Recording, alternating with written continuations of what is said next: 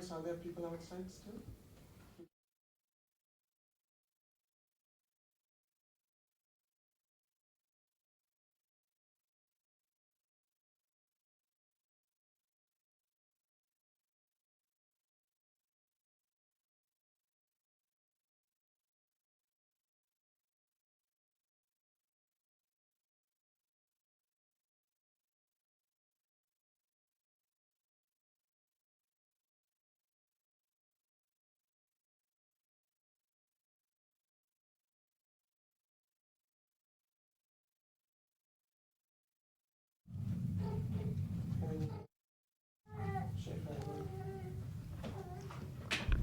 If you can write down this, this will inshallah help.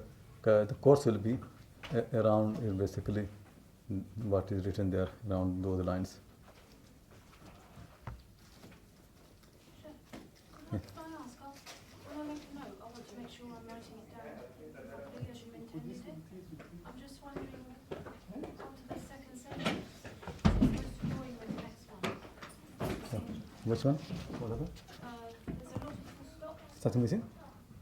The second sentence that starts insofar as. So far as. It stops at human life. Okay. I'll check it, inshallah. Yeah. Let me check. While you talk, I'll check. Okay. Yeah, inshallah. So, everything is in the book as well, huh? Yeah. Okay. Let me Wais, what is it? Wais, if you can just take a picture of Sheikh's book and then you can double check with that. Yeah, I don't make this a new sentence. It's just comma. This approach, it's just comma. Yeah, you don't need. Collective life, and then this approach. It's not new sentence. Just comma there. After like just make comma. Yeah.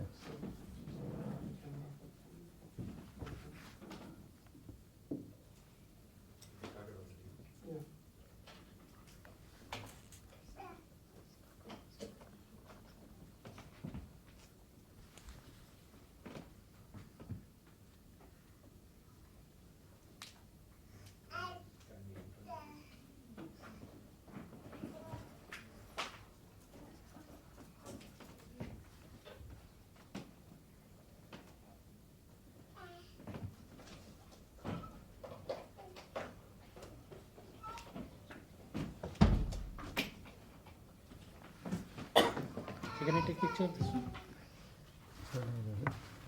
पूरा समझना कहीं mistake है चलो ठीक है सब लिख दिया हमने that's fine नहीं है इंशाल्लाह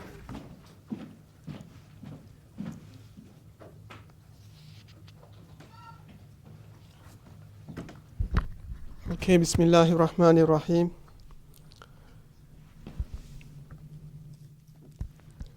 Innal hamdalillah, as-salatu was-salamu ala rasulillah. Assalamu alaikum wa rahmatullahi wa barakatuh. Welcome for the course on the real fiqh of Zakat, the inner and the outer dimensions by Sheikh Dr. Muhammad Akram Nadwi. And our apologies for the late start, and people are still coming. There's a hold up in Myland Road because of some accidents or something else. So our apologies, but alhamdulillah, we have to start now.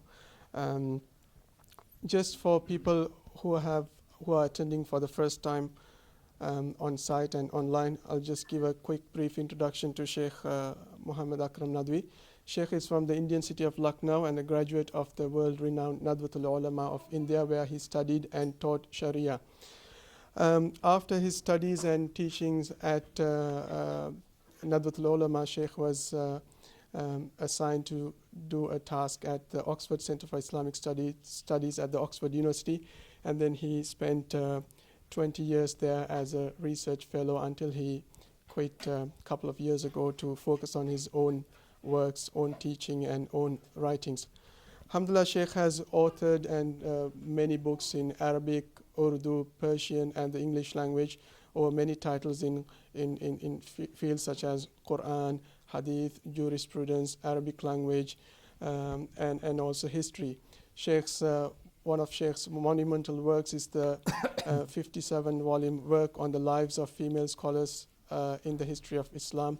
The Muqaddimah or the introduction to which is published in English, which is available for sale here if anybody wants to purchase them. And then Sheikh has published many other books as well, which are also available outside if you want to have a look at them. Alhamdulillah, Sheikh has been teaching and writing a lot, and now, alhamdulillah, by the grace of Allah, we've established the Cambridge Islamic College, which would be starting full-time next year, inshallah. And Sheikh Akram Nadwi is the Dean of the Cambridge Islamic College. So without any further delay, we will start the course, inshallah. We will take one break before we break for lunch at 1:30 p.m. And then we will have a longer break for 1 hour for lunch and Salatul Zuhr. And then we will take a further short break before we conclude at 6 or 6:30 p.m. inshallah. Jazakallah khair. So with regards to questions, keep the questions until at the end. If you have any questions, people online can send the questions online on the chat window on live stream. And people who are here, you can put your hand up, we'll bring a microphone and you can ask the questions, inshallah.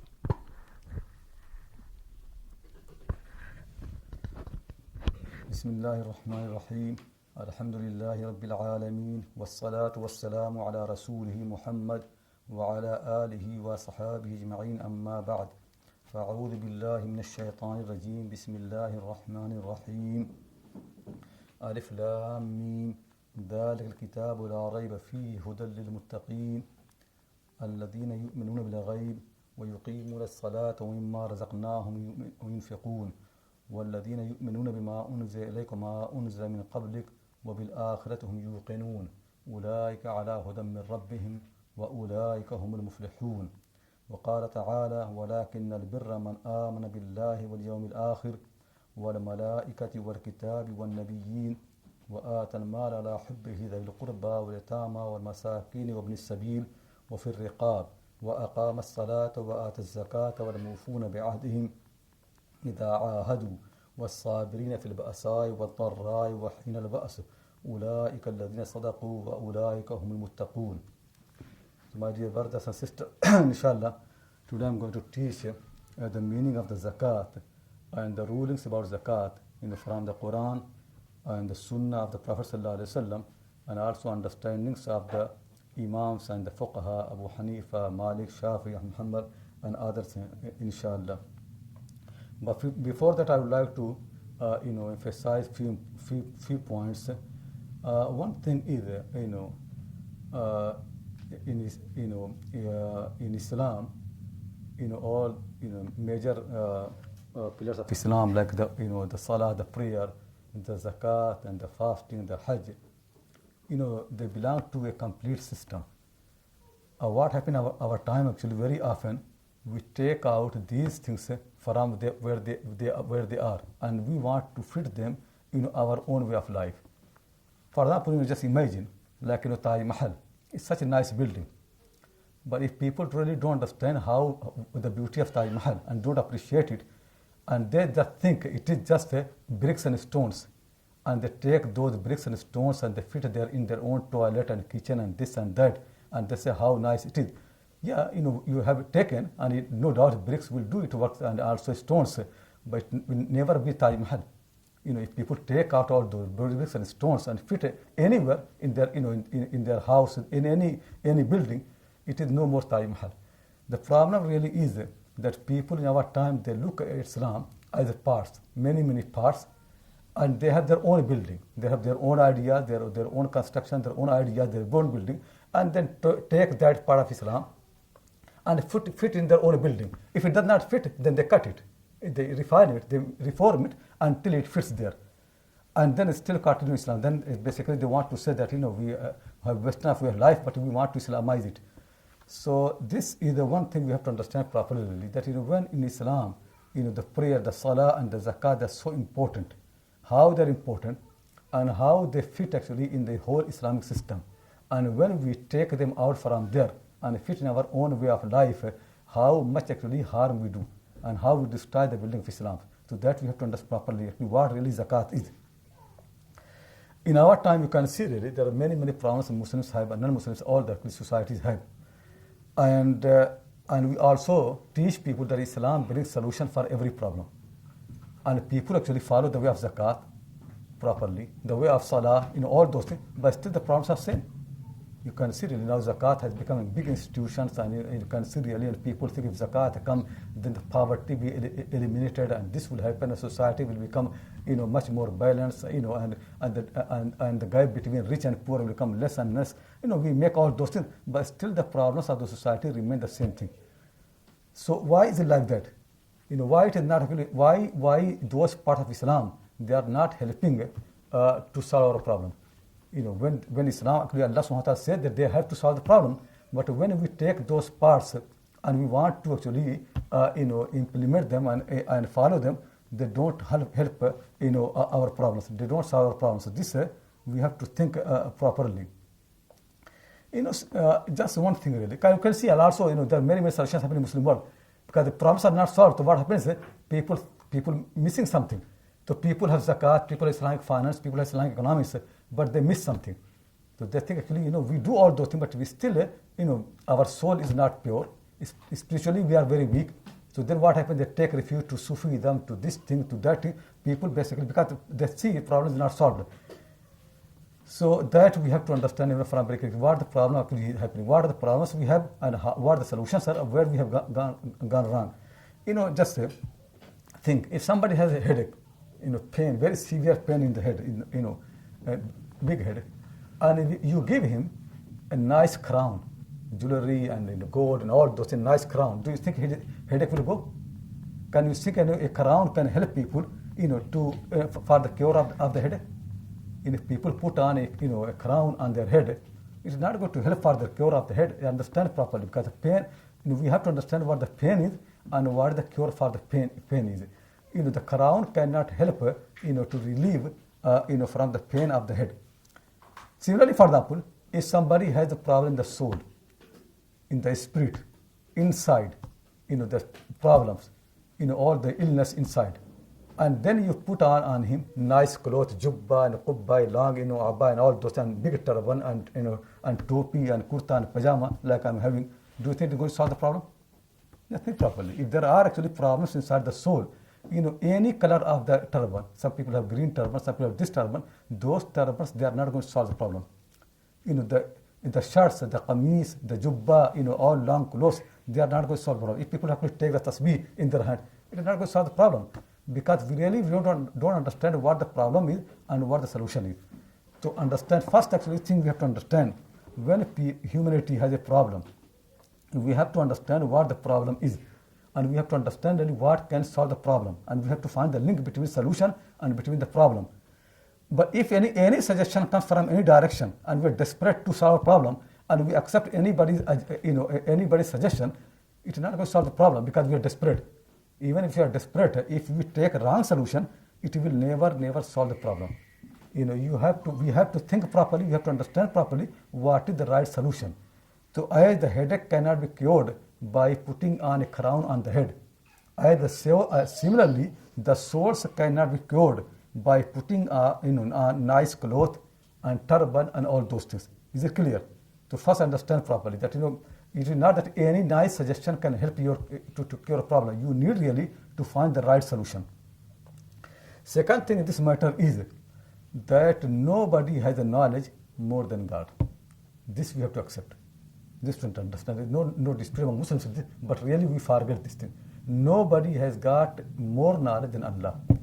Even their own small specific specialization. For example, I am economist, and you are like scientist or medical doctor, or for example medical doctor, some people are specialized about the nose, to treat the ear and throat or head or something like that. Even in those specialized areas, nobody knows more than Allah. If a doctor actually he's specialist of the eye, still actually his knowledge of the problems of the eye always will be much less than Allah subhanahu wa ta'ala. Allah always have more knowledge than anybody else. So this we should understand properly. When comparison comes between Allah's knowledge and between people's knowledge, Allah's knowledge always will be more than anybody else's knowledge. And that the Quran says, فَوْقَ كُلِّ ذِي عَلِمٍ عَلِيمٍ. Above everybody's knowledge, there is somebody who is alim, who has all knowledge. You can have more knowledge than me, but you don't have more knowledge than alim. Alim is the one who has the most perfect knowledge, nothing missing from him. So people can, if you compare my knowledge with your knowledge, certainly no doubt, difference is very little. And people can accept me and you. But when it comes actually to comparing our knowledge with the knowledge of Allah subhanahu wa ta'ala, certainly his knowledge always most perfect, nothing missing. This we have to understand, that nobody has more knowledge than Allah subhanahu wa ta'ala. When Allah subhanahu wa ta'ala sent the Quran as guidance for the humanity, or he made Islam as his religion, he sent the Quran, inna ad-deena 'inda Allah al-Islam, the religion to Allah is Islam. Try to understand actually what he wants. What is the problem that he wants to solve? Why he make Islam as his religion? How Islam is going to guide the people? Because guidance, if people don't follow Islam, they are not guided. What problems happen to the people if they don't follow guidance of Allah subhanahu wa ta'ala? That you have to think. In religion of Allah subhanahu wa ta'ala, there are two parts. Like anything, any system in the world, any mission in the world, it has always two parts. One is ideology. In every mission in the world, you have got two parts. One is the ideology and one is the strategy. How to implement the ideology. What can make you to fulfill the ideology. Every system has got two parts. Similarly, Islam, Allah's religion has got two parts. The first part actually is what we call Iman. That part which sets actually your goal, your purpose properly. Usuluddin. What main goal, what you have to achieve. Allah's religion is very clear in the Quran that when you follow Allah's religion, what you're going to achieve is Iman, to believe in Him. Islam, surrender to Him. Taqwa, Allah's fear properly. Sidq, truth, honesty, zuhd. What zuhd means? Preferring the next world over this world. These are the main principles, main ideologies, you can see if you want this word, in the religion of Allah subhanahu wa ta'ala. There are certain things which are like a strategy, which can help you to achieve those goals.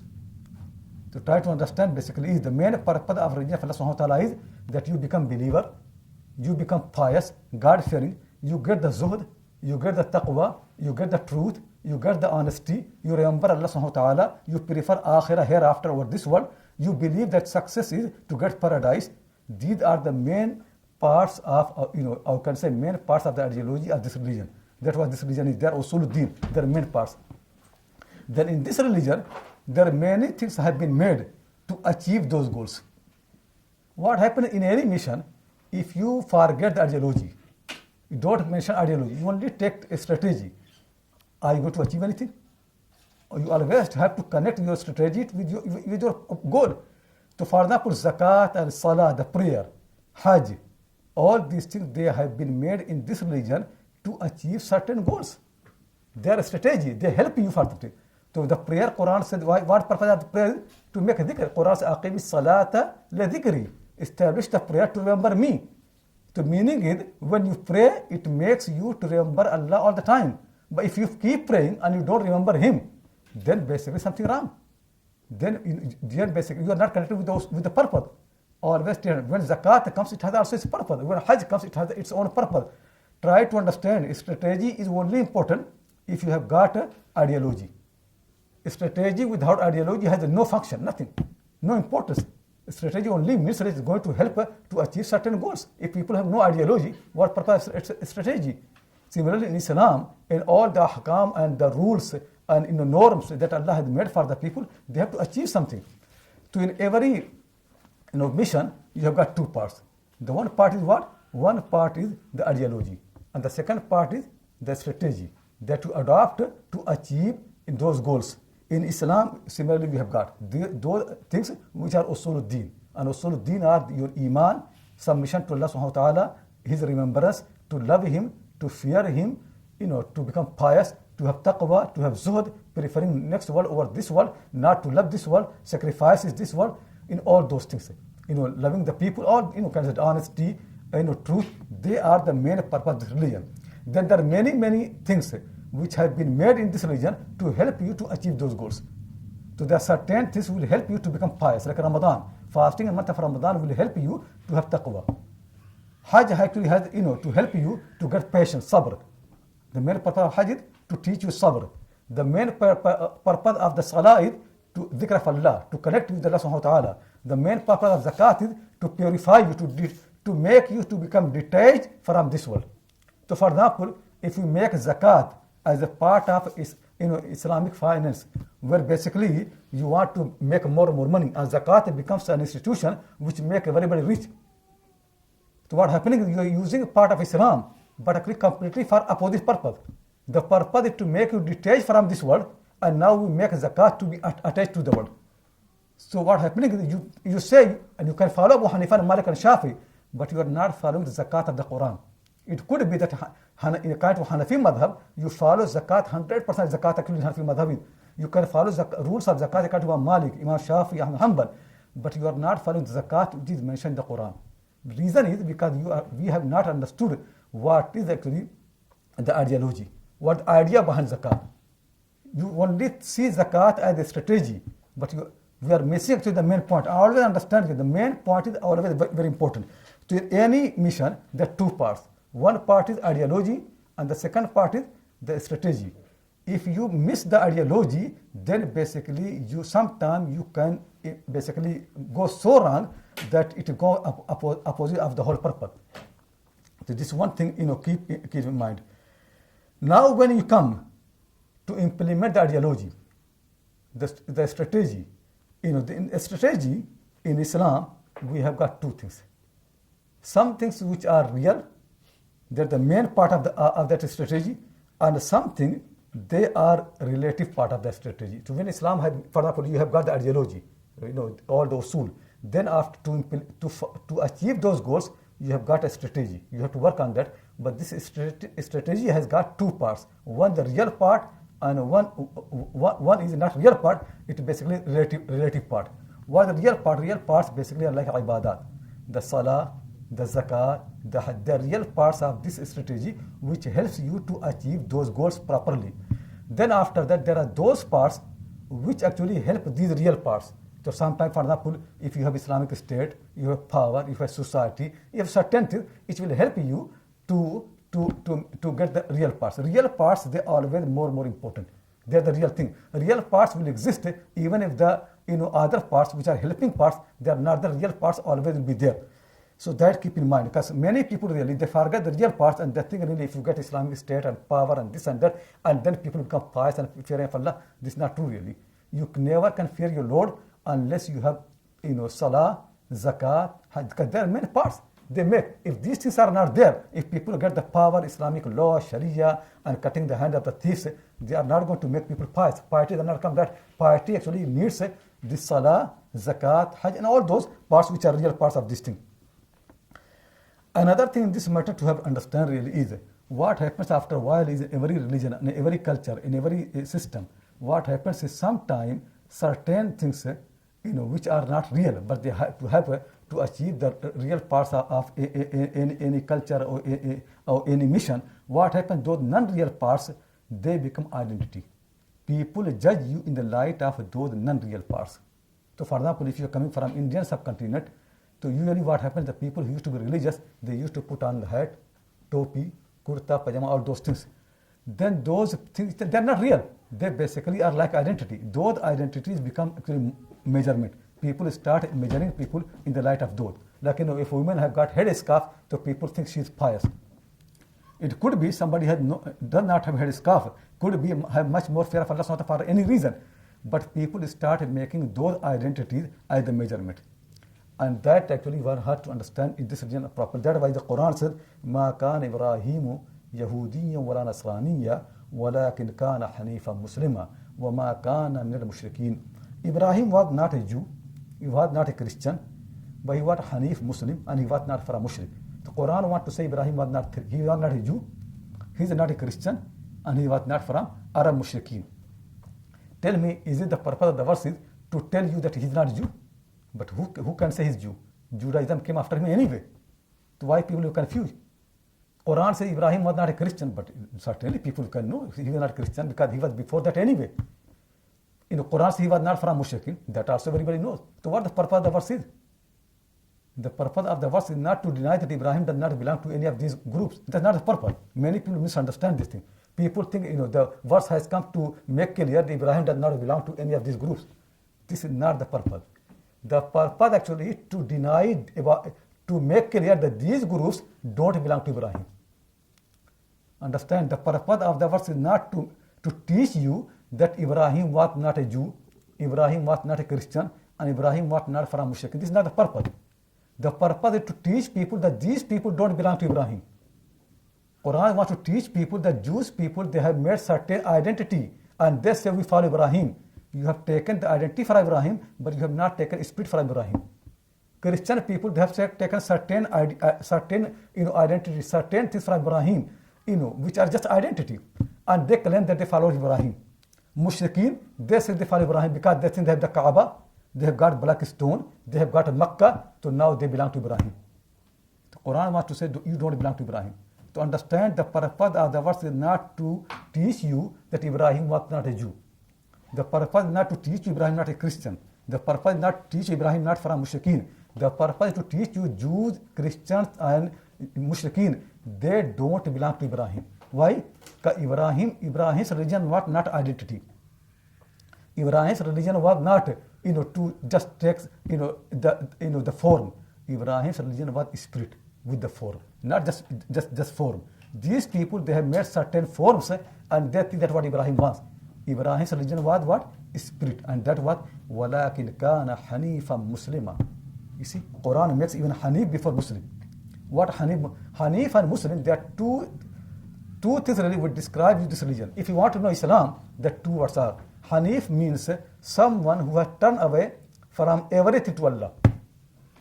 Ibrahim's religion is based that, I don't love sun, I don't love moon, I don't love stars, I don't like idols, I don't like this world, I don't like position, I don't like money, because all they disappear. La uhibbul afilin. Those who disappear, Ibrahim never interested in them. Ibrahim not interested in anything in this world. The world is to serve Ibrahim. Ibrahim is not to serve the world. And that actually was properly understood by his followers, main followers. Like Prophet Muhammad sallallahu alaihi wasallam. When Prophet Muhammad sallallahu alaihi wasallam became messenger, he said to the people, if they put the sun in my right hand and moon in the left hand, that I leave my mission, I'm not going to leave. Sun and moon are not more important. Try to understand, religion has not come to serve this space. The space is to serve the religion. Unfortunately, Jews, Christians, and Mushrikeen, what they did, they made Ibrahim's name to serve the space. And that's what Muslims are doing really. We're taking Ibrahim's name, we're taking institution of Zakat, not to be detached from dunya. We are taking institution of Zakat to become more involved with dunya. When Zakat will come, which make us rich. To try to understand properly, that is when the Quran says, مَا كَانَ إِبْرَاهِيمُ يَهُودِيًّا وَلَا نَصْرَانِيًّا وَلَكِنْ كَانَ حَنِيفًا مُسْلِمًا وَمَا كَانَ مِنَ الْمُشْرِكِينَ. The purpose is not to teach you that Ibrahim is not a Jew or Christian, or Ibrahim is not a Mushrik. The purpose is to teach you that Jews, Christians, and Mushrikeen, they don't belong to Ibrahim. They have taken only certain identity from religion of Ibrahim, and they claim that that's what we do really. Isn't like that what we do? We take certain identity. The meaning from Salah, Zakat, Hajj. We go for Hajj. So we say, we are Muslim because we go for Hajj. The truth of the matter really is, Hajj does not make you to follow Ibrahim. By doing Hajj, you don't become follower of Ibrahim. If you turn your face to Qibla, you don't become Hanif. Hanif means when you leave everything, love of every single thing in this world for the sake of Allah. Your heart has become purely for Allah subhanahu wa ta'ala. You don't have love for dunya. You use dunya. Like for example, in a boat, in a ship, they run in the water. But not that, water does not run in the ship. To try to understand, this actually what Ibrahim's religion is. You can use dunya. Dunya can serve you, but you don't serve dunya. Dunya can be around you, but you don't make dunya inside you. So we people, we go for Hajj, and we think we follow Ibrahim, but while doing Hajj, we don't follow him. Actually, many people have made Hajj, to make money. Ibrahim's Hajj was not to make money. That's why he made Makkah a place where there's no fruits, no tree, nothing. So money is not there. So his family should be concerned only to do ibadah. Now we have Makkah a place to make more money. So tell me, when you do Hajj and make more money, and you think that follow Ibrahim Islam? Ibrahim's religion is not an identity. It's not really these parts. Ibrahim's religion is Hanif. To turn away from every single thing to Allah subhanahu wa ta'ala. And then Muslim means full submission to him. If Allah commands you to sacrifice your son, sacrifice your son. If Allah commands you to pay your money in path of Allah, sacrifice your money. When Allah commands of you, just surrender to Him properly. This is not a right way of Allah. No, I spend money in zakat. So what will happen is, poor people around us, we pay zakat. So then they get purchasing power. Now the poor people also can purchase. So now my business will become better. Tell me, what is this actually purpose zakat? To provide to poor people a purchasing power. So now they also can buy something and now actually make more business. Then what zakat has come. So zakat has become to make us rich. And actually I've seen actually, I don't want to mention the name, one of Muslim thinker has written a book and actually said that if zakat is implemented properly, then the poverty will be eliminated and everybody will become millionaire. That is a millionaire, that's what has been used. Tell me, what is beauty to become millionaire? Why Allah subhanahu wa ta'ala wants people to make millionaire? Why He will send a religion which can make everybody millionaire? Do we need a religion for that purpose? To make people millionaire? And actually when zakat was there, who can implement zakat more than the Prophet sallallahu alaihi wasallam? And his own house, he was not a millionaire. His wife said for 3 months, we did not really cook any food. In Medina, still they are poor. Still beggars used to be there. They used to come and beg money. Still used to, everything was there. Poverty still was there. The person who implemented zakat better than anybody else, even his time, poverty was there. They never claim. Try to understand this thing properly. That, without, take Islam as a whole. Take Islam as a whole and don't divide Islam into parts. Take at its whole and make effort to understand the whole properly. And don't make separation between the spirit of Islam and between the form of Islam. Spirit and form of Islam both are connected together very strongly. And don't take from Ibrahim identity of the religion. Take from Ibrahim the soul of the religion. If you take identity, then you are not from Ibrahim. Like Jews, they have certain identity. They are actually his children. Still, Quran says you don't follow Ibrahim. They are descendants of Ibrahim. You are from family of Ibrahim. They have all his tradition, but still they are not followers of Ibrahim. Ibrahim's followers don't love dunya, don't love this world. Ibrahim's followers love hereafter. Hereafter they love the akhirah. They prefer actually Allah subhanahu wa ta'ala command over anything else. So this is one important aspect I wanted to make it clear. Second thing really is that we Muslims, for a long time we don't think. For a long time we have to stop thinking. And no doubt, West is thinker. They think for their own system. They have developed certain way of life. The Western way of life, they want to think. They want to improve it. Their way of life. We people, because we don't think, we love that way of life. This Western way of life we love. But what we want, we don't want to be called Western. So what we want to take same style of the life, Western style of life, but with Islamic identity. That we want to do really. So what Islamic, Islamic ideal, Islamic terminology or Islamic identity, but Western way of life. That has become our goal. So we love really the way of we love the way of banking. We love actually the way of society, how society in the West is. But we want that with certain Islamic identity. If you have Islam, finance, have Western finance, but change the name. You can now you have idea of mudaraba, musharaka, murabaha, Islamic words. So they make a difference. Though actually the spirit is exactly same thing. They have banking system. But instead of saving the humanity from the banking system, what do you say? Islamic banking. Think properly really. That really this is what Islam has come. Banking system which making the humanity suffer so much. We love that, but we just want to change it by banking, just say Islamic banking. We really don't think properly that what is the problem. We actually take a cure from them. And if the cure actually is going to increase more problem. If banking system can in any society, the love of money will increase. Then people don't want to sacrifice that. People don't want to help anybody. If you can put your money in the bank and it become more and more, and Islamic banking come and say actually that profit in Islamic banking more than anywhere else, what will happen? Are you going to help people? Are you going to help people and give people money for no interest? It is impossible. Banking system is the cause of the problem. And now we want to cure the problem by that system and calling Islamic banking. This I understand properly. That think properly. That how these ideas in West have developed. When these ideas develop, actually, like the economics and finance and all those ideas, how they developed. They did not develop by studying the human nature. Actually, it is something else. That why, one important thing always understand actually, that if you read this, it will help you to understand one thing is very important to understand. In anything else actually, when people of the West, the great people, when they want to study anything, like any human, any animal, or any plant, what they do? They make effort to understand actually what it is. It's a nature.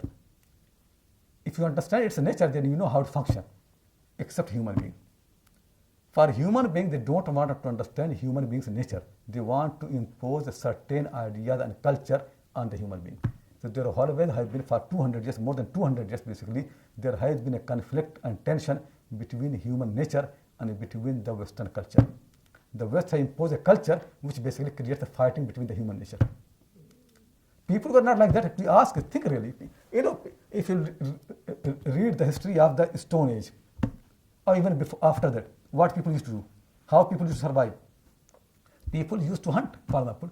They used to hunt. Do you think they used to spend 12 hours a day in hunting, or 8 hours in hunting? No. They used to go for hunting 2 hours. There are records showing hunting used to take for just 2 or 3 hours a day. And those 2-3 hours also they are not only to get their food, it also helps them for their health, because they walk, they move, they run, it helps for the health. It's basically healthy environment. They go and hunt in 2-3 hours something, and they can eat for the whole day, for the whole family, and then they have rest of the time for anything else. That's how it should be. They were not actually greedy that we hunt so much that we can put in the freezer for 1 month. No, like that. They used to hunt for the day. That's how they used to. That's how human nature used to. And when they used to hunt a little bit more than they need, they used to go to the neighbors and other people. Or if guests comes, they used to sacrifice their own actual desire for the sake of the guest. That's how human nature is. Now people are teaching us actually this is not human nature. Human nature is actually what? Competition, more competitive, meaning to make more money. Tell me, is it really human nature? You have imposed something on human nature. Human nature never has been competitive to make more money. It never has been really. Human nature actually has been more to help, to be kind, to give to the people. You go to the villages, far villages, you can see really when a guest comes, people become so happy. Whatever best they have got, they give the guest. They can survive on the small food, but for their guests, they make sacrifices. That's how people used to do. They used to be happy. Now when the guests come, people are not happy because they're so much busy and they don't want to make sacrifices. This is human nature. And actually, what I'm trying to say, people, civilized people now, they can learn actually more from jungle. And they actually have made a bad name. They said law of jungle. Law of jungle is much better. Law of jungle is more natural. Tell me in the jungle, the animals, how they live. They live happy nicely. They know how to live properly. The lion does not make life difficult for all the animals. No, lion is peaceful. When it's hungry, then it will hunt something and eat as much as it can eat, and then rest of the animal goes to anybody else. Lions don't go and make banks. Lions don't go and make freezer to hunt so many birds and keep them. They don't do like that. Lions actually live same space as animals. Lions don't make fort. Don't make palaces. Don't actually exploit the resources of the jungle. No, they're like any other animal, but except that their food is different. So they have to hunt, they have to kill, but that actually how they are. So they follow the nature. But from the same, when they hunt, then other animals also can eat from that. Then how things are. Do we do like that? Do we follow our nature? It's not what we do really. We want to keep more and more. Some people think really some people have got so much money. If you think really, it doesn't make any sense. People like them, they can steal or they can cheat. One doesn't make. If you have so much money already, why you want to cheat? Why you want to steal? Is it human nature? It's not human nature. An alien culture has been imposed on the human nature. This whole idea of economics, really modern economics, it really false. It teaches you that resources in the world, they are scarce. And people's need, they're unlimited. The resources are limited and needs are unlimited. Now there is competition. Now you have to allocate those resources to those unlimited needs. That's what economics is. This is false. This is not true really. The resources are abundant. What Allah has given to the abundant to the use of the people, to need of people. People actually, it's more than the people need. It is not that they are scarce. The scarcity of the resources, this is all actually false lie. It has been made for a certain purpose. That's why you can see really in modern time that any policy is made to make people more rich, not actually what can be more better for humanity. For example, they will never make a policy which can be better for the environment. They can never make a policy which can be better for human society. No, it is not like that. They can make a certain area of the world to have drought. Though there are so many ways to help the people to have water, but no, because if they help, then certain people's interests will be affected because they want to make more money. Try to understand properly that when you see this competition in the world, it is not human nature. This competition actually has been imposed on the human people. And now we Muslims are borrowing the same ideas from other people. Try to understand properly that what people teach you about in economics or in finance, most of them are lies and they're false. They don't represent the human nature. And that's why the problems of the humanity keeps increasing.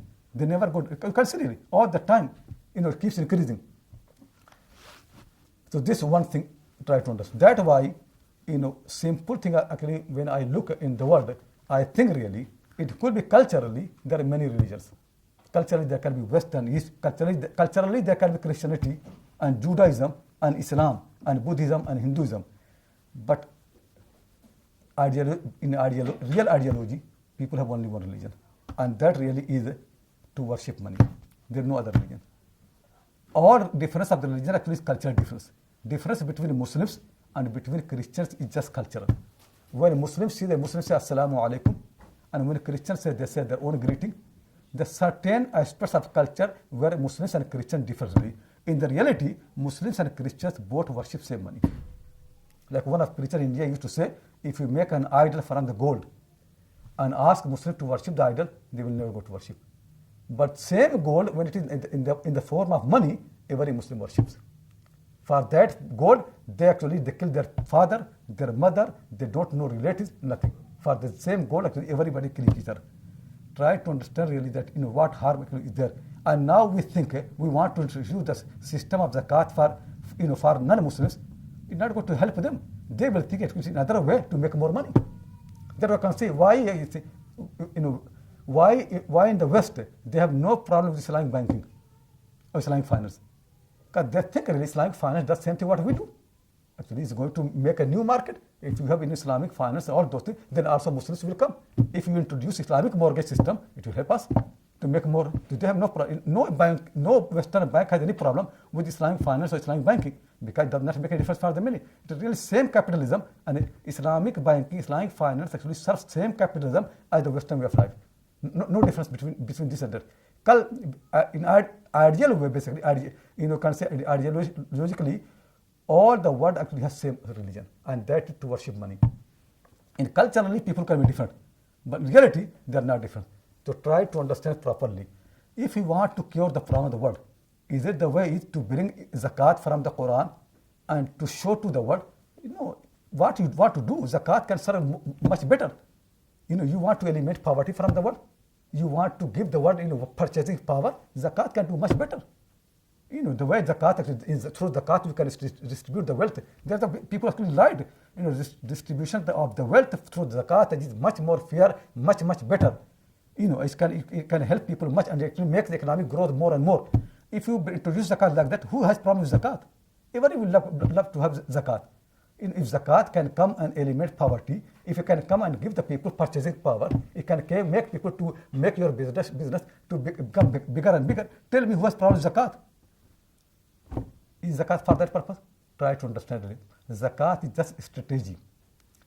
In Islam, in Islamic mission, zakat is just a strategy.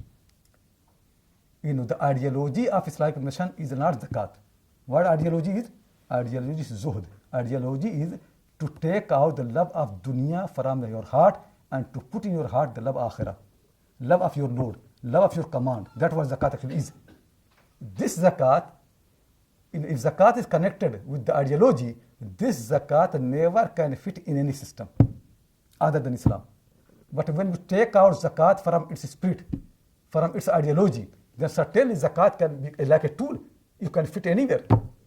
That's the problem actually is. When many Muslims, they experience zakat actually in a way it becomes attractive to the modern society. but it is not the zakat which is in the Quran, which is not in the Sunnah of Prophet. Understand it properly. This is, so now we have to come what really zakat is in the Quran and Sunnah.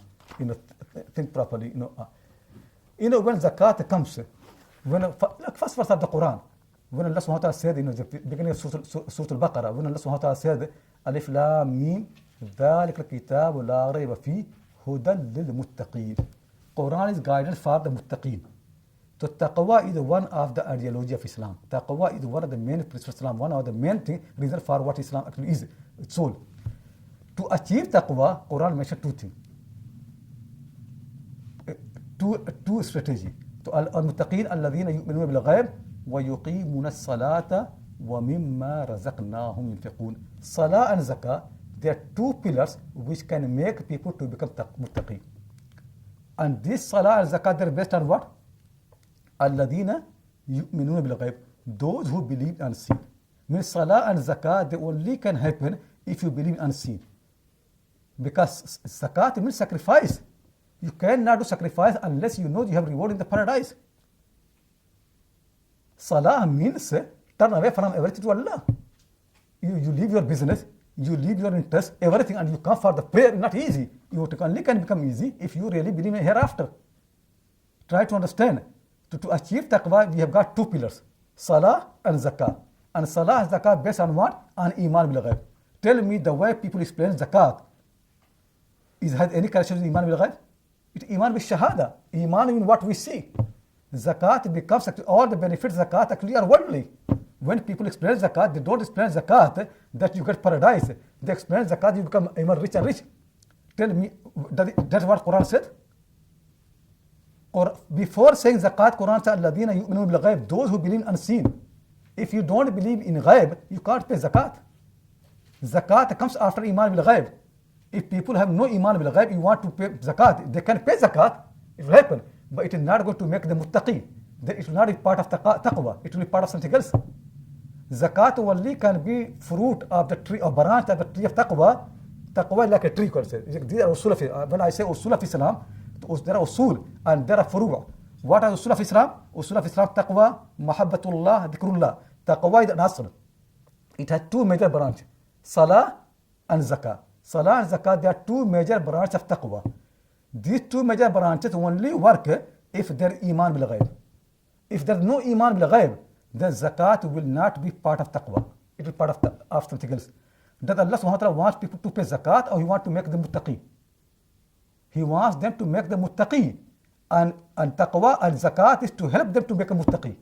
The purpose is not to pay zakat. You just think really, if that is the purpose to make everybody rich, can't Allah do like that? Can't He make everybody rich? What is difficult for Him to make in this world everything is so much abundant, nobody is poor. What is difficult for Him? Understand properly, Allah subhanahu wa ta'ala wants to make people what? Muttaqi. He wants to give the people taqwa.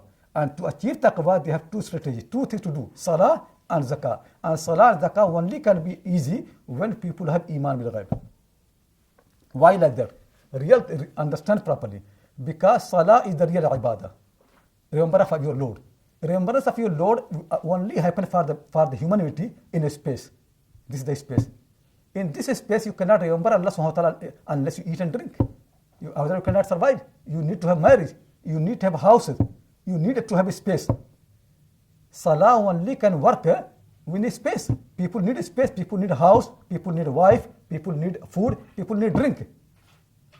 But Allah subhanahu wa ta'ala knows that when people have got this space, space has its own gravity. It will attract people. So then salah will not be not easy for them. It actually attracts people.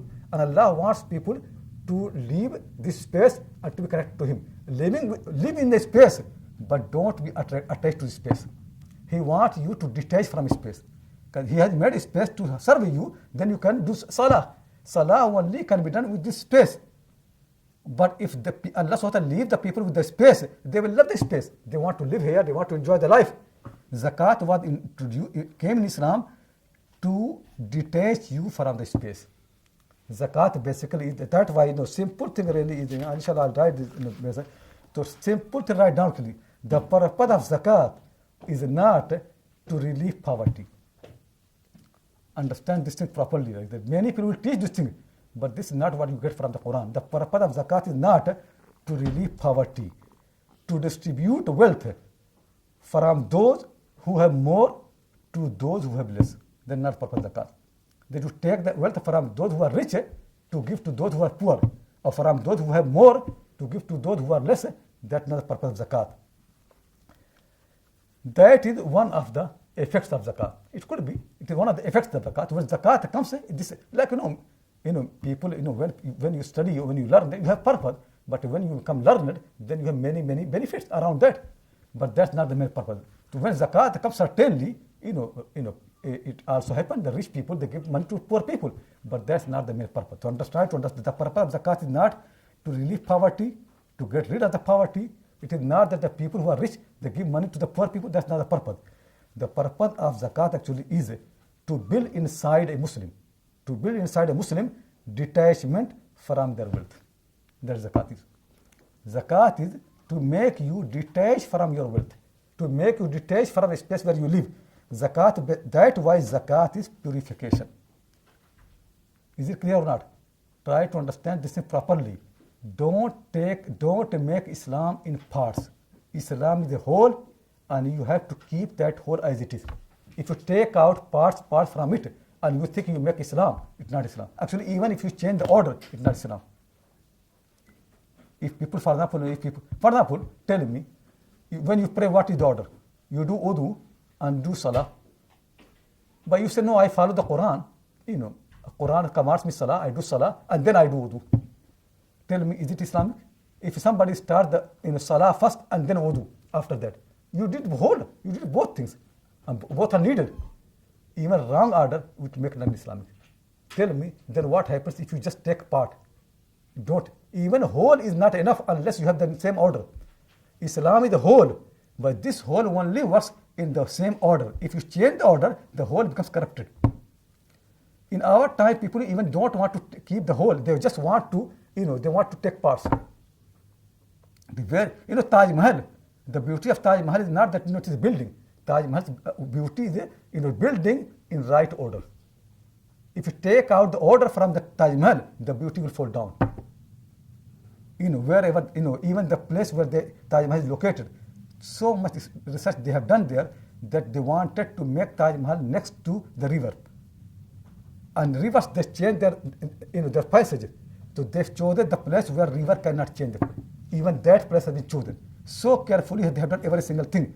If you don't know all those things and you think Taj Mahal is like any building and any order, not any order, it is in a proper order.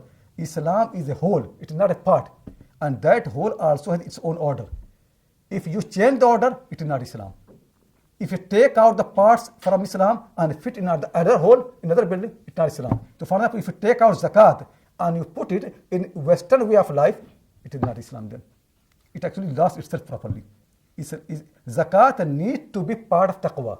If you take out zakat from taqwa, it is no more from Allah. Salah needs to be part of taqwa. If people take out salah from taqwa, it is no more salah. Salah and zakah both need to be part of taqwa. They basically are like two branches of taqwa. If taqwa is not there, fear of Allah is not there, Allah's respect is not there, then it's not Islam. Like we Muslims, we go to the prayer, not for taqwa. Prayer also has become identity. People go to the mosque just like basically a habit. Islam is not habit. There is big enmity between aada and ibadah. Aada means habit and ibadah means worship. Islam is not aada.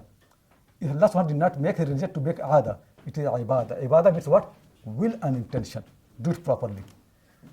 So try to understand this thing properly. When zakat comes, what zakat does? Purification. I mentioned to you. Zakat is what? Zakat has two meanings. Purification and growth. And I'll explain that inshallah. When purification comes, it also makes growth. How growth comes? But purification of what? Purification from this world. The love of this world goes away from the heart. Purification from the love of the wealth. You become detached from the love of the wealth. When it happens, then greed will go away. People will no more be greedy. If you make zakat part of the modern finance system, what will happen? Then zakat will serve the greed. because we are greedy. We want to make more money. So we'll think, oh, zakat can help us. No, they think, oh, new, a good idea. Zakat can help to make people, to give them that power of purchase. Then they will buy more and more. Then the society will actually more circulation of the money. And money only is good when circulated. So when circulation the money comes, then people become more and more rich. Tell me, what happened? Zakat actually helping to make people greedy. Why zakat was actually there to purify people from greed. Try to understand actually how, zakat only can fit in a system with if you look the society of the Prophet, Sahaba, that what zakat is going to make. If you pay zakat, but you become far away from the society, there is something wrong in your understanding of zakat. What the society was? A guest came to the Prophet ﷺ. He did not have anything to feed. He asked, who is there who can feed this guest?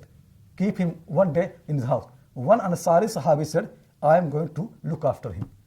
He brings him in the night, asks his wife, is there anything to feed him? The wife said, I don't have anything other than little food for the children, nothing else. So he said, okay, make the children to sleep before food. Somehow make them sleep.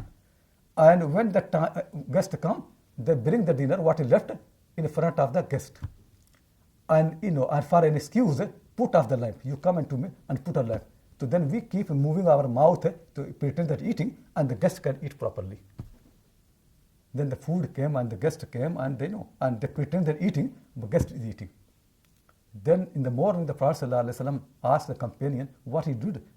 Allah has mentioned in the Quran, يُؤْثِرُونَ عَلَىٰ أَنفُسِهِمْ وَلَوْ كَانَ بِهِمْ خَصَّاصَةٌ.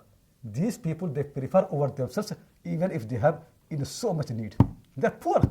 The children need to eat. If zakat can make that, these characters, this thing in your life, that was zakat means. When zakat comes, the love of the money, love of the food goes. You actually enjoy more when somebody else eats and you are hungry. That was zakat. That. One of the great tabi'is, Rabi' ibn Khuthayma rahimahullah ta'ala. Great tabi'i, and his teacher is Abdullah Masud, his great companion. Abdullah Masud used to say to Rabi', Ya Rabi' لو رآك رسول الله صلى الله عليه وسلم لا حبك. O Rabi, had the Prophet seen you, he would have loved you. The story of Rabi is, Rabi loved certain types of sweet.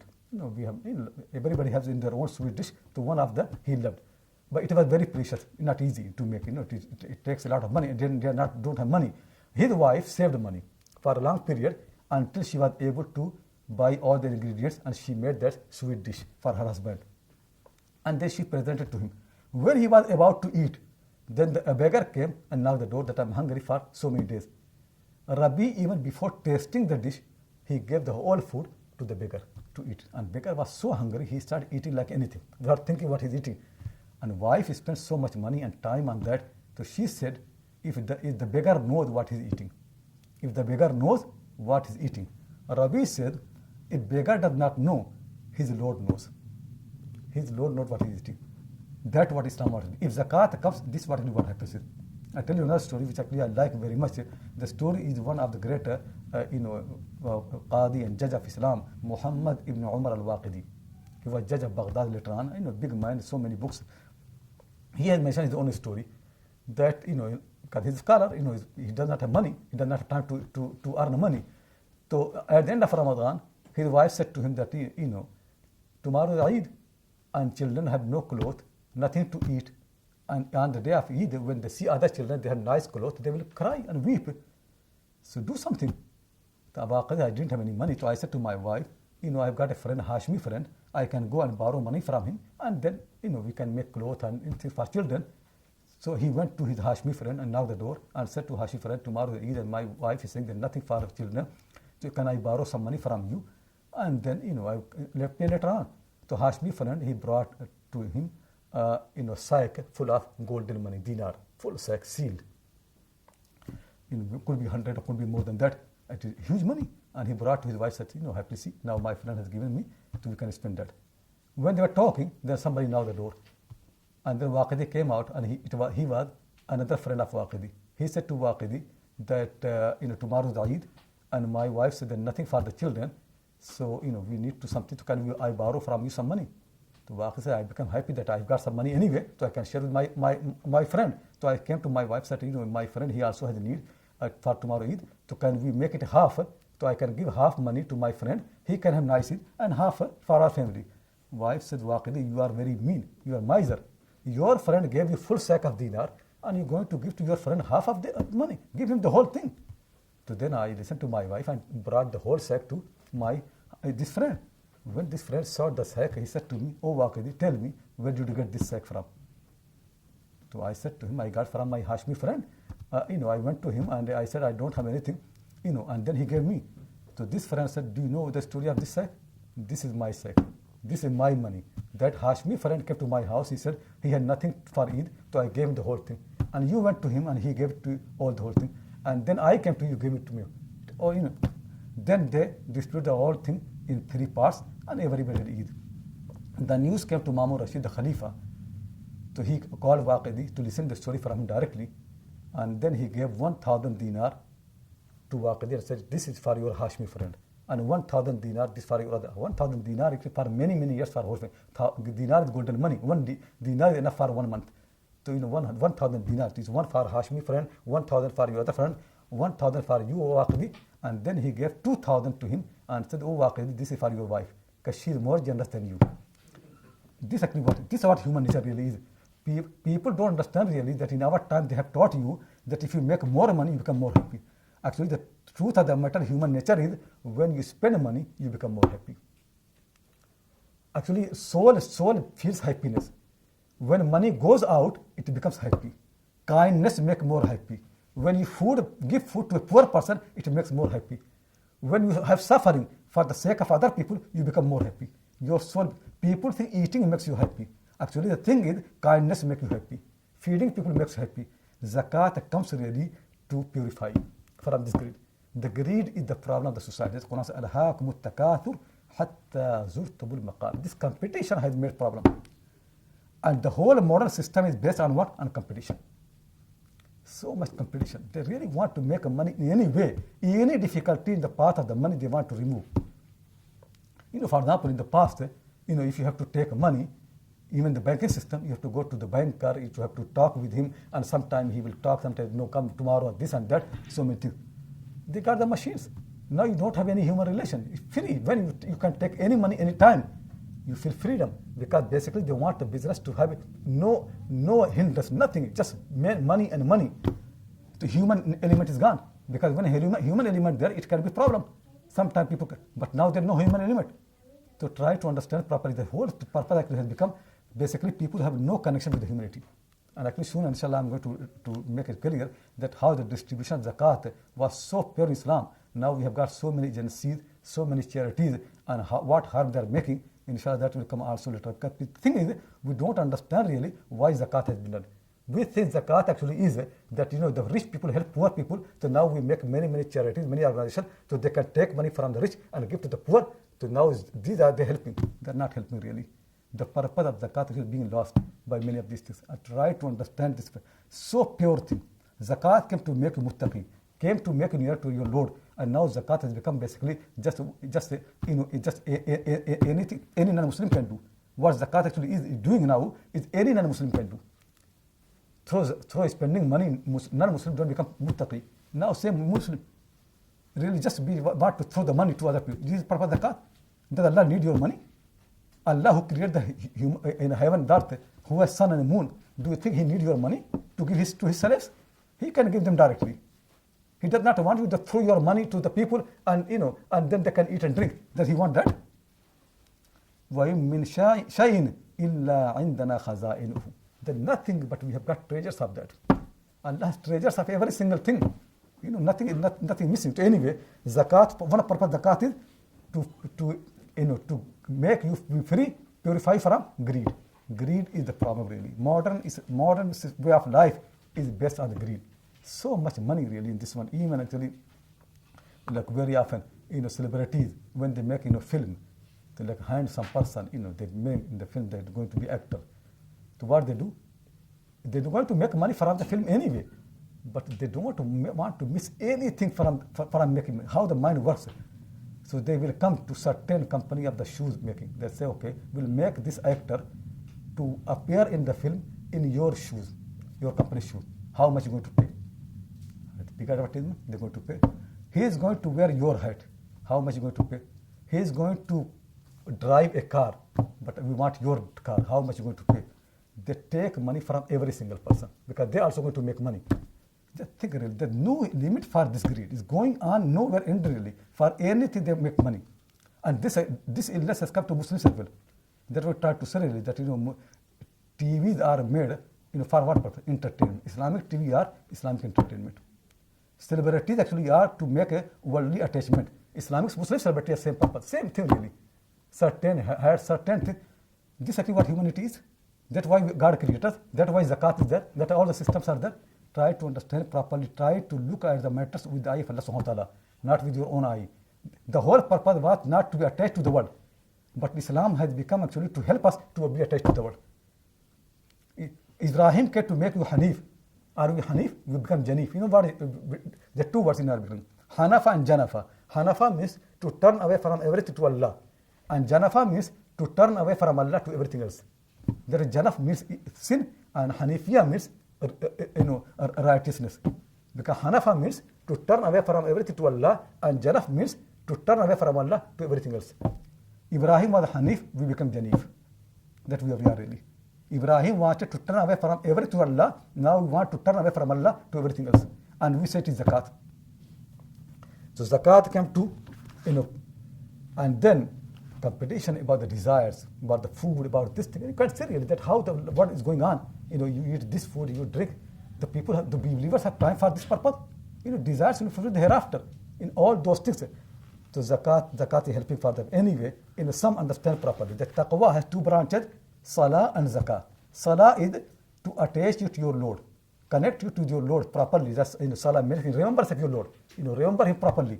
And Salah basically also is, when you remember your Lord, you use a space. The problem is that the space can come to your heart. So Allah subhanahu wa ta'ala introduced Zakat, so space can be eliminated. Then the love of the space never can in your heart. He wants you purely. He does not want any share. Allah subhanahu wa ta'ala never likes partnership. He wants you fully. He wants you to become just His slave, not slave of dunya. That's why Zakat came. Zakat came to purify your heart from any of those things. I really, sphere all the things of how the people, explain, Zakat. One of the, great writer in our time, Mawlana Hamid al-Farahi, rahimahullah ta'ala, very nicely he had explained Zakat in his tafsirs. So I read some of the things to make it clear. He said, As-salatu hiya awwalu natijat al-iman. After Iman, the beginning is in Islam, in every mission you have got ideology and you have got strategy. The ideology is Iman, for our ideology. The first thing that comes actually for this ideology after Iman is Salah. Salah is awwal natijat al-Iman. Wathaniya has Zakah. And the second is Zakat. First is Salah and the second is Zakat. فَإِنَّ الصَّلَاةَ ذِكْرٌ كَمَا بَيَّنَهُ الْقُرْآنِ. Salah is dhikr. Salah is to remember your Lord. Salah is to be connected with Him. Salah is to bow to Him. Salah is to be in companionship of Allah subhanahu wa ta'ala. Salah is just be in front of Him. وَمَنْ أَحَبَّ وَخَافَ أَكْثَرَ الذِّكْرَ. Salah is branch of our muttaqeen, lil muttaqeen. Those people who fear Allah and those who love Him, they remember Him. If you love something, what happens? You remember it. If you love your mom, what happens? You will find every time to mention her name. For example, if somebody forced to love someone, somebody loves someone, what happens? They have found any excuse to remember her name. Isn't it like that? When people love Allah subhanahu wa ta'ala, they want to know. If people fear Him, because, why you fear Him? Because you don't want to lose Him. Like your mom, she loves you so much, you love her, but you also don't want to lose her love. You fear her as well. I don't want to make her upset. So we love Allah subhanahu wa ta'ala and we know how we need Him. So we cannot afford to lose Him. So we fear Him as well. We don't want to make Him angry. So mahabba of Allah, love of Allah and fear of Allah, both are important parts of taqwa. That's why the taqwa comes. So when people fear someone, they remember Him. And when they love, they remember Him. That's why dhikr comes. That is Salah is important. Salah actually helps to get taqwa. That's why Salah is part of taqwa, branch of taqwa. Because Salah makes you to keep this fear all the time in your heart, in your mind. Salah. And when taqwa, fear of Allah subhanahu wa ta'ala comes, what happens is, then you love what He loves. then actually his people become beloved to you. You love the people, you love his people. You cannot see that his people are hungry. You cannot see that. Your heart becomes so soft. You can afford to be hungry, but not your neighbors, not your relatives, not people around you. You want to what taqwa? وَيَلْزَمُ التَّقْوَى رِقَّةُ الْقَلْبِ. When the taqwa comes, the softness of the heart comes. وَخَلَعُ مَا يُثْقِلُهُ عَنِ النَّجَاةِ. And then you take out anything which is burden upon you, which can be burden in path of salvation, like حُبِّ الدُّنْيَا, like love of dunya, وَشَهَوَاتِ النَّفْسِ, and desire of the people. فَالْمُتَّقِي يَتَزَكَّى وَيَطْهُرُ. Muttaqi person is purified and clean. He wants to be clean. Without cleanness, you cannot come to Allah subhanahu wa ta'ala. You need to have purification. That's why wudu is there. Why is wudu is there? To make your body clean. And zakat makes your soul clean. You need both for prayer. Prayer needs wudu, and prayer also needs zakat. Without the zakat, you cannot stand in front of your Lord. You need to purify your body. You need to purify your soul from the love of dunya. فَيَرْجِعُ إِلَىٰ أَصْلِ الْفِطْرَةِ. Then you come to the original fitrah, وَهِيَ اتِّحَادُ النُّفُوسِ. As Allah subhanahu wa ta'ala mentioned in the Surah An-Nas, and then he said, فَالتَّقْوَى جَامِعَةٌ لِلصَّلَاةِ وَالزَّكَاةِ مَعًا. Taqwa actually is like central for both zakat and salah. كما قال تعالى فَاذْكُرُونِي أَذْكُرْكُمْ وَاشْكُرُوا لِي وَلَا تَكْفُرُونَ. Remember me, I will remember you. Meaning is, pray. When you do salah, you are with me. وَاشْكُرُوا لِي, and thank me. What thanking is? Thanking means when I give you something, share it. Give that to people. Don't be ungrateful. Give to the people. Tell me what modern system is telling you. To give or to take more? To take more. How to make more money? How to make more? And we think really when more money comes, society is better. They don't understand society will create more hatred, more enmity. People will fight for the same thing. That's not happening in the world. If you can see really, people don't see with their eye really that the way you cure the problem, it actually creates more problem for the society. But if you give to the people, are going to hate you? People, why they hate us? Because they think we take. But if you give the people, are going to hate you? Tell me if you are my neighbor, and every time I make food, I send to your house. Every time I have something nice, I give to you. If you are hungry, I send all my food. You love to be my neighbor. But what happening in our time, why many people don't like Muslim neighbors? I was with one of somebody's family in London. So he was complaining that my neighbors are English people, white people, and they hate us. They say your curry is bad smell and this smell, that smell. They don't like us and so much problem. I said reason is because you only make the smell go to their house. If you send biryani and kofta and kebab, all the food to their house, they will love you. Nobody loves smell. People want after smell the food. If you don't share the food, what will happen? Learn how to give the people. If you give to the people, they love you. That what people have to learn. That when it comes shukr, then the unity, then if you give people money, they will learn you from the prayer. They will love your way of life. If you give money, they will think what this religion is, which makes people to give everything. These Muslims, they prefer to be hungry, but they don't want their neighbors to be hungry. They cannot see any elderly people who need. They cannot see any orphans in the need. They want to help everybody. What this religion is? But if they see you that all the time you make more and more money, and you have cheating and lying to make more money, tell me, are they going to love you? They're going to hate. So washkuru li, washkuru li wa la takfurun. So dhikr and shukr. Dhikr is the prayer, and shukr is the zakat. And actually, no doubt, dhikr also can include zakat, and zakat as salah also can be shukr. And that way Quran said, وَلَكِنَّ الْبِرَّ مَنْ آمَنَ بِاللَّهِ وَالْيَوْمِ الْآخِرِ وَالْمَلَائِكَةِ وَالْكِتَابِ وَالنَّبِيِّينَ. Now this verse of Quran actually has got the full teaching of mission, the ideology and also the strategy. What the ideology, what are the main principles that you need to achieve and how to achieve. Both things are together. You see what Quran said? وَلَكِنَّ الْبِرَّ, righteousness in this religion is the way of those who believe in Allah. Worship Allah. They don't worship anyone else. They believe that there is no one to worship other than Allah. If they can get the time to worship Allah, so that they don't like anything else. Believe in Allah. Wal yawmil akhir, and last day. Their concern hereafter. Their concern not this life. They're going to leave it anyway. Their concern is to get paradise. Their concern is to be saved from the fire of hell. Quran says, فَمَنْ زُحْزِحَ عَنِ النَّارِ وَأُدْخِلَ الْجَنَّةَ فَقَدْ فَازَ. Those people who have been removed from the fire of hell and they have been made to enter paradise, they are successful. That their concern is. وَالْمَلَائِكَةِ They believe in angels. Friendship of the angels. They want to be with those people. Do the angels eat and drink? No. If you are in company of angels, you don't like to just enjoy eating and drinking. You want to become like them. Do you want to become so pure like them?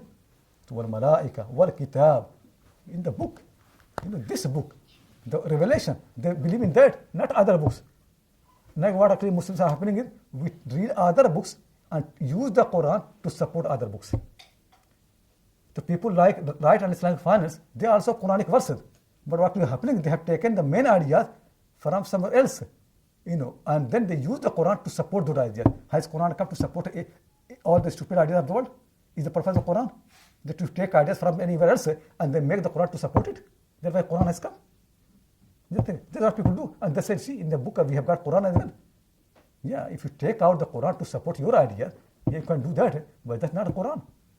Try to understand properly. Quran actually has its own ideas, its own purpose, its own explanation. You cannot take Quranic verses to fit somewhere else. If you do that, you're going to harm. So there are, al-kitab, wal-nabiyyin, prophets. Prophets are the ideals. You have to follow them, not anybody else. In our time, what happens is, who are the ideals? Do you really want to have a life like a prophet? Do you want to have society like his society? Do you want to have people like his people? The Quran says, wal-nabiyyin. And then, what are the strategy? وَآتَ الْمَالَ عَلَى حُبِّهِ ذَوِي الْقُرْبَى وَالْيَتَامَى وَالْمَسَاكِينَ وَابْنَ السَّبِيلِ وَفِي الرِّقَابِ. And then they give the money ala hubbi, though they love the money. Love of the money is there, but still they give to who? To the relatives. In our time, why relatives are fighting? Because we take their money. وَالْيَتَامَى and orphans. وَالْمَسَاكِينَ and the poor people. وَابْنَ السَّبِيلِ and the travelers. Now, system is changed because we don't want to go now the hotel system. To anywhere people go, they stay in a hotel. In the past, what happened? People used to travel, but the people used to spend money upon them. When travel across, the people used to say that our guest. Then how it happened? That's gone. Now no more people don't need. It's finished. وَفِي الرِّقَابِ and when people actually have got debt and all those things, they spend them. وَأَقَامَ الصَّلَاةَ Now what happens is they don't pay zakat. In the past, it used to be that if you are my neighbor and I need your help, I borrow money from you, and you need my help. So then you give me, and you can know that everybody helps each other. But for example, what happens is if I borrow money from you, and you say no, you pay me back, but with 10% interest. Take me from me 100 pounds, but you have to pay me 110 pounds. Tell me what will happen. I will hate you. I will think really when I was poor, you exploited my poverty. This you do. There a banking system has come to make this business, more noble profession. Because I give money lend my money to my neighbor, he hates me. To make an institution where I put my money and he goes and take money from the bank, now we both are fine. So I put my money there and you need money, you go to borrow from there, but we neighbors, we have no problem. See, the business which actually was hated, banking has made noble business. That's what happens. And Allah's system is what? To give the people. When the people need, to give them. If people have debt, spend money upon them. وَآتَ الْمَالَ عَلَى حُبِّهِ وَأَقَامَ الصَّلَاةَ They establish the prayer. وَآتَ الزَّكَاةَ Give the zakat. وَالْمُوفُونَ بِعَهْدِهِمْ They fulfill their promise. إِذَا عَاهَدُوا Whenever they make promise. وَالصَّابِرِينَ فِي الْبَأْسَاءِ And when the difficulty comes, they're firm. Full patient.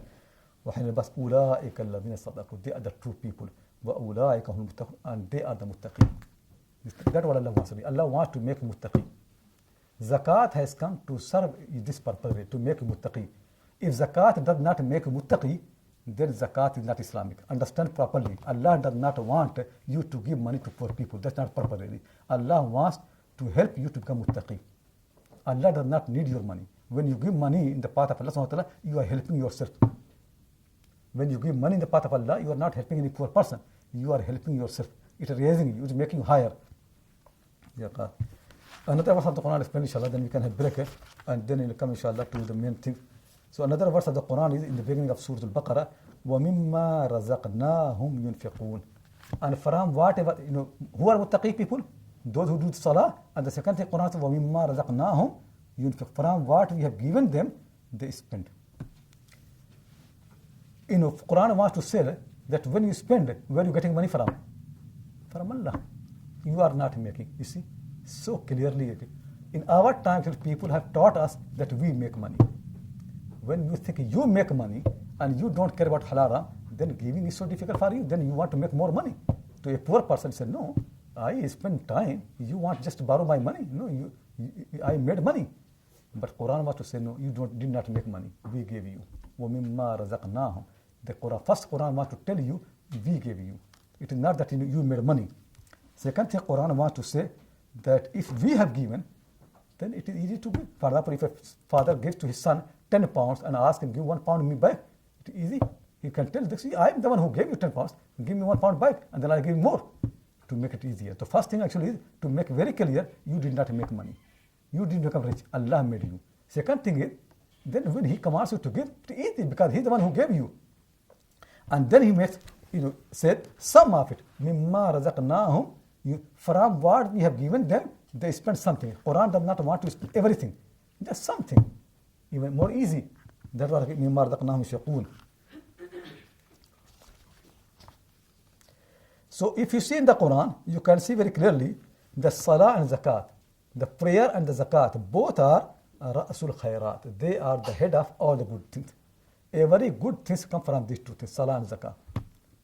Every good source, everything. You can say Quran all the time, keep making both of them together. And Allah subhanahu wa ta'ala mentioned these two and leave everything else. Sometimes you can see when the Quran mentioned the story of Ismail Islam in Surah Maryam, what Quran said, وَكَانَ يَأْمُرُ أَهْلَهُ بِالصَّلَاةِ وَالزَّكَاةِ. Ismail used to command his family to do Salah and to do Zakat. That is Ismail commanded. Salah and Zakat, they are like two titles for every good thing. They are the main pillars of taqwa. When Salah and Zakat comes, then every good deed comes anyway. So everything is a fruit of that.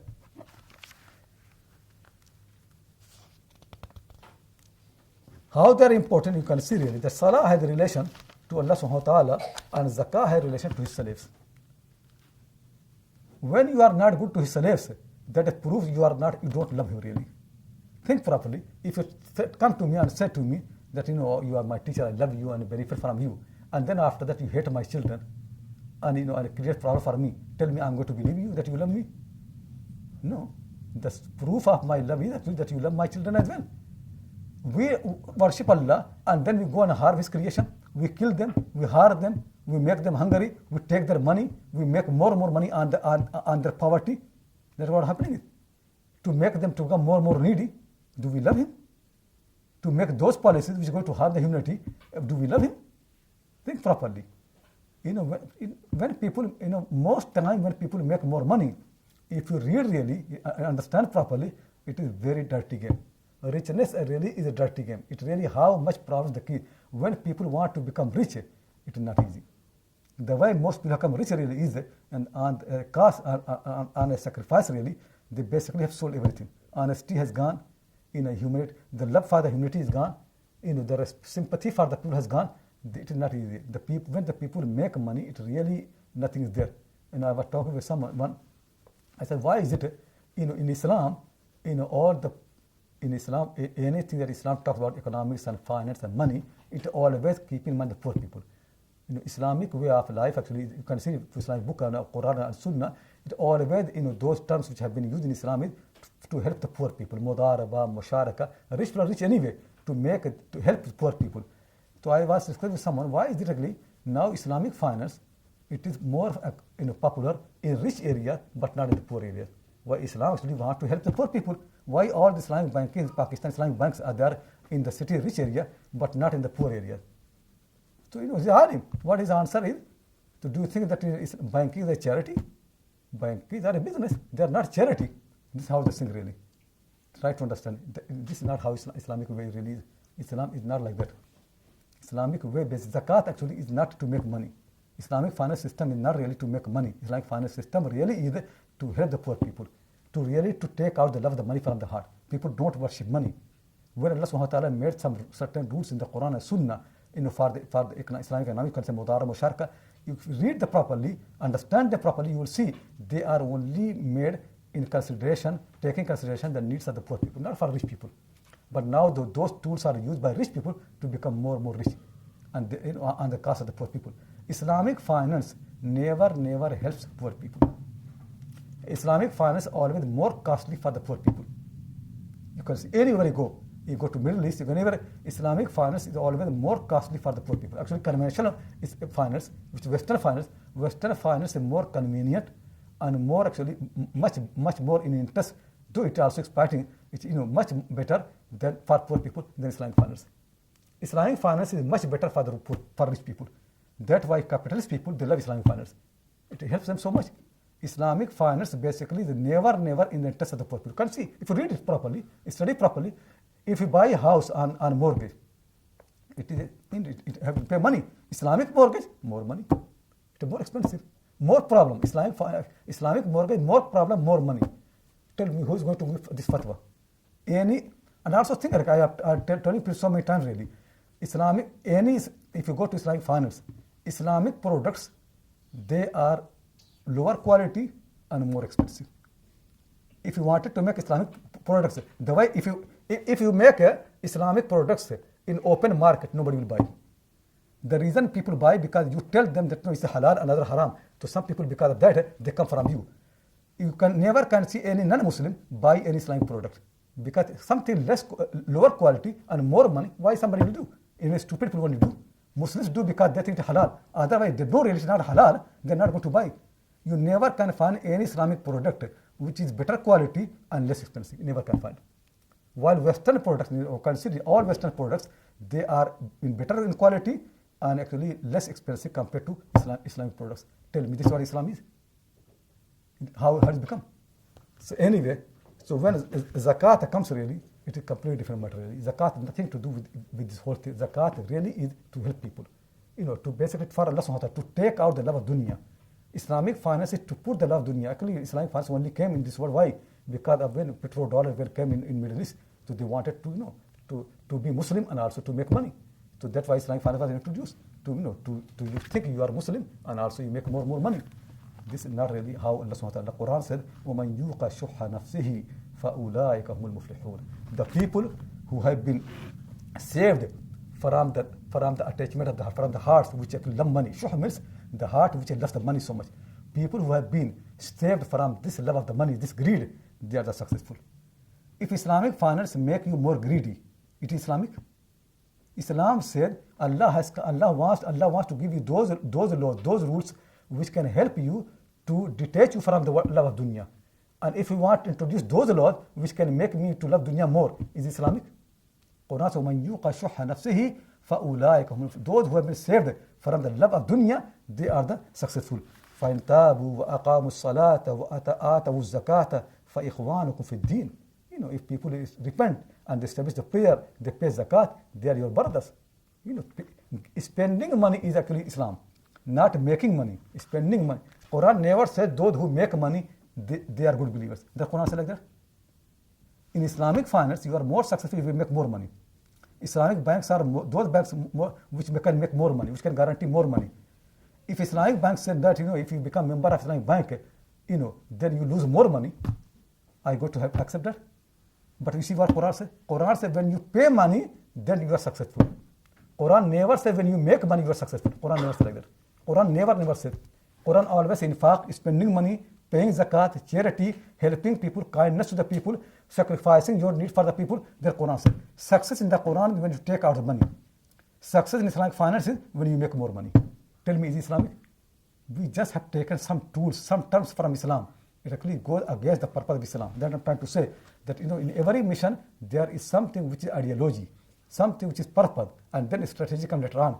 We have taken the strategy and taken out completely the whole function. Function is gone.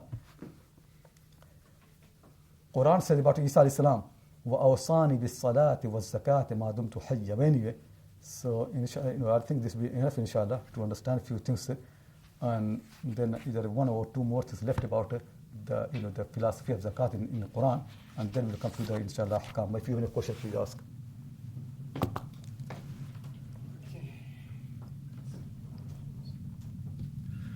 Okay, inshallah, let's take questions. People online, there's a post called questions, so if you can please write the questions below them, I can ask them to the Sheikh. And if people in the audience, if you want to ask a question, just put your hand up. Somebody would come with the mic, inshallah. Yes. Oh, the sister at the back. I'll try speaking up Oh, 5 seconds. camera. Okay, Assalamu alaikum. Sorry, I know I missed a lot of the beginning of the class. But you mentioned recently that there's a lot of ugliness with making money in modern times. And I want to know, is this just a modern phenomena? Because we know of many sahabas and tabi'een who were very wealthy and who spent as well. So is this correlation with making money and its pursuit and the ugliness simply a modern reality? Think properly, what I'm trying to say is that, it is not that Islam is against richness.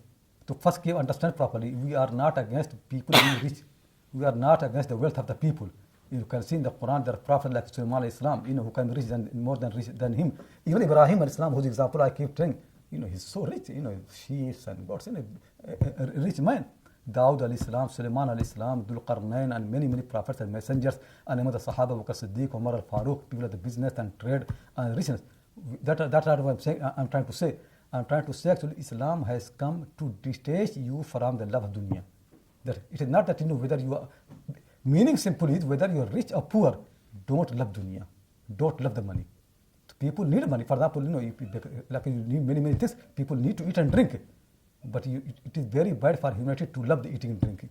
Eating and drinking is your need. Money is your need. But to make whole system on the money, to love that money, simple thing another way, Islam accepts money as a means, but not as end. When money becomes end, basically when any means become end, then there's problem. And one of the problems of the modern life actually is, in our time, it's much more. This actually real confusion between the means and the end. Means have become end. That's the problem is. If people understand difference properly, the means is the means and end is the end, and they connect them together, there's no harm in that. Actually, the companions, they used to go and earn money in order to spend money. They have so much reward for sadaqah, they don't have money. So they used to work so they can spend money. There's no harm in that to earn that money. If you earn money to feed yourself and to feed your family, you get reward. Every single money that you spend on your family, you got reward for that. And not certainly when you earn money, you get reward for that as well. So try to understand properly that we are not against money, but we are against the money when it becomes end. If money is means, then fine. Means to an end and connected to that end properly, according to the command of Allah subhanahu wa ta'ala, there's no harm. People can become a richest, if a Muslim become richest person on the face of the earth, but he follows command of Allah, never confuse between means and end, fine. But if people make the money as the ibadah worship, that's the problem.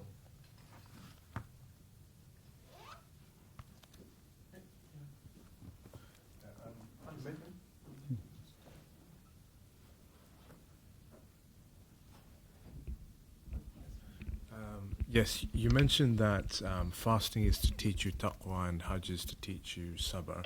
So, and you mentioned about the 4 pillars. Is there so just thinking for the shahada, is there the general purpose for that we can include? Oh, shahada, because this is not a time to explain properly in this.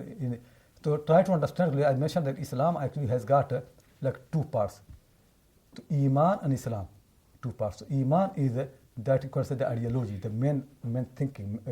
To Iman is thinking, understanding, believing that Iman is. Islam is in practice to that Islam, means surrender, full submission. Then Islam has got 5 pillars. To Shahada. Shahada is not Iman. Shahada basically means that once you believe, declare it. Then don't hide it, then declare it. That's what Shahada. Shahada means to witness. To witness in Shahada is not Iman. Shahada is what? Islam. Try to Iman is something different. Iman is from the mind. Iman is thinking. Iman does not need to say. Iman is thinking, believing, understanding properly. That's Iman is. Shahada is to declare that. So when you declare, then it becomes very clear. Now this is your Shahada basic to make clear this is my position in this world now. My position is that I worship my Lord. My position that Akhirah is my goal. This is the Shahada declaration that. And then 4 pillars come to prove that declaration. That's what comes. So this is very important. Many practitioners confess that think actually Iman means Shahada. No, Shahada is not Iman. Shahada is Islam. Shahada is declaration of that truth, to make very clear that what is position to Shahada comes. That's why when people say Shahada, they become Muslim, not Mu'min. It is Islam, it's not Iman. Iman is thinking, understanding, believing. That from Iman is from mind and Islam is from heart, basically, your submission. Okay, people online, do you have any questions?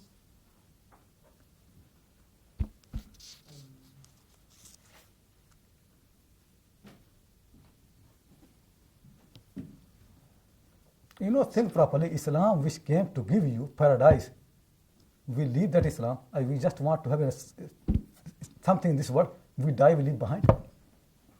I like actually this the saying of Tabligh Jamaat people, that people buy cow for what purpose? To get milk, but then they also get dung. But is there anybody who buy the cow for dung? We people really, we got Islam really, which can give us paradise. We forget of paradise. We are just about dung. Dung will come anyway. When you like companions, they bought the cow for milk. They got dung. They got more than us. They got dunya much more than us. But we want dunya for Islam, through Islam, not akhirah. Allah subhanahu wa ta'ala, inna Allah ashtara min al-mu'mineen anfusahum wa amwalahum bi anna lahum al-jannah. Allah has bought for the believers their life and property to give them paradise. So nice, so precious. We don't want to care about that. This dunya has become more important for us, full of the problems and so many things in this world. People who actually can have real eye, they don't like really this. They need dunya. Everybody needs dunya, but they don't love it. Islam does not want you to love this dunya, because you're going to die. You love your real house. Okay, there are some questions online.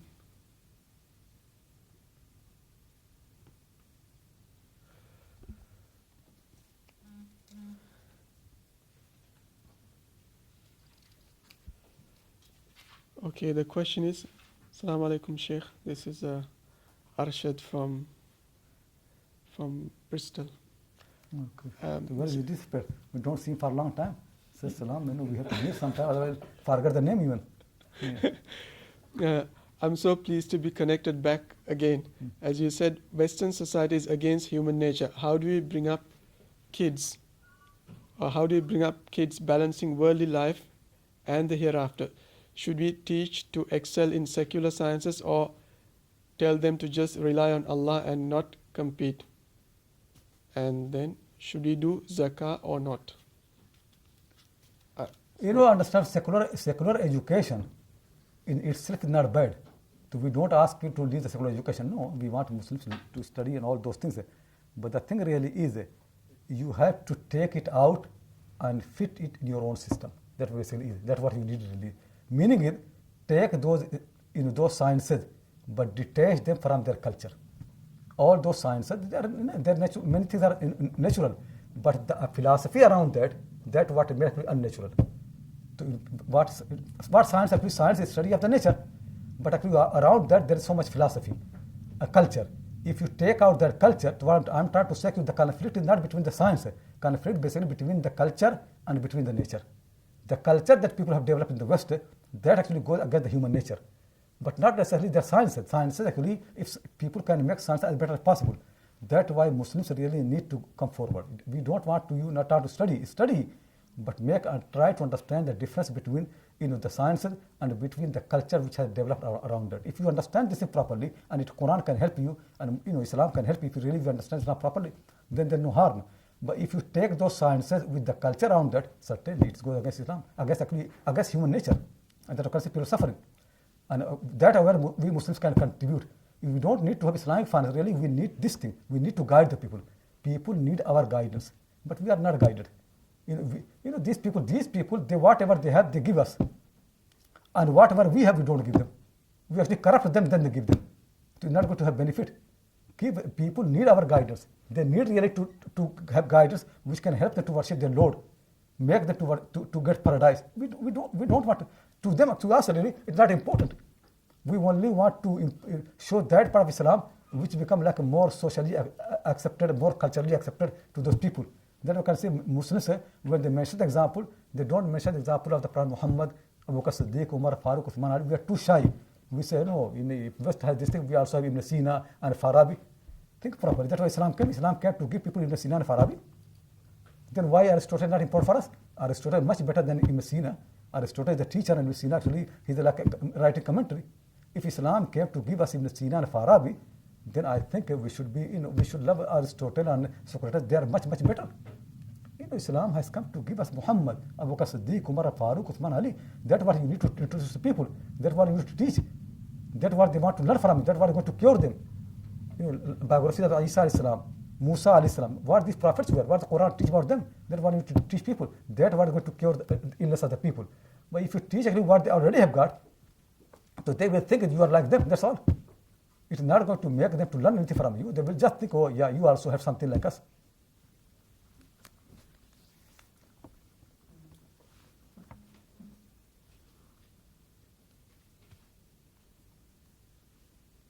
Anything else from the question I missed? No. So should we do zakah or not? He said it's his son just playing with the phone and typed up. Should we pay zakat or not? Should he? You know, It's I'm wrong. not saying don't pray. I'm saying pray, but change your qibla. You are praying wrong direction. Pray rightly. You know, pay zakat, but change your qibla. You know, your qibla should not be London or Paris or New York. You have to make your qibla properly. So when you pay zakat, pay for right purpose, right direction. We are doing zakat for this purpose. We are going to achieve this thing. Zakat is going to make you to be detached from the world. If that's what it should be.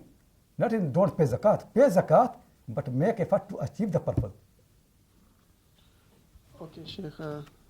Question is, you mentioned that zakat has been institutionalized these days, and so people don't have the connection between the payer and the receiver. But is it also not the case that when they were having all the Islamic empires, that there is institutions for collecting zakat and for distribution of zakat? No, that will inshallah come. I'll make it very clear that what Quran mentions about the people who collect zakat and pay, and what has become in our time. Okay. You know, I'll tell the difference. The difference actually huge, but the problem actually in our eyes don't see because we don't understand the whole thing. So two things can be similar, but they are not same. What used to happen that time and what these agencies have done in our time, it is so much huge difference. People don't understand that. So inshallah, that I'm going to tell in detail, inshallah, that how these charities and these the agencies which they take money and give to the poor people, how they are harming the real spirit of zakat. Okay. Same madrasah. The people big madrasah and take money from the people and all those things, and people are giving money. The same thing really. It is not actually what Islam wants. Even masjid, even the people come and get money from you to build the mosque. It is same problem really. Most of the spending that we Muslims do really, we are not doing keeping the spirit of Quran. Okay, although there are 30 people online, they don't seem to have questions. They must have understood very well, alhamdulillah, which is good. So we will break for 15 minutes, inshallah, and come back at 12:15, inshallah. So if you can, please come back at 12:15. People online, 12:15, inshallah. And in the meantime, if you have any questions, please write it. There's a post called questions below the video. So write the questions there and keep them, and we can ask in the next session. Jazakallah khair. So 12:15.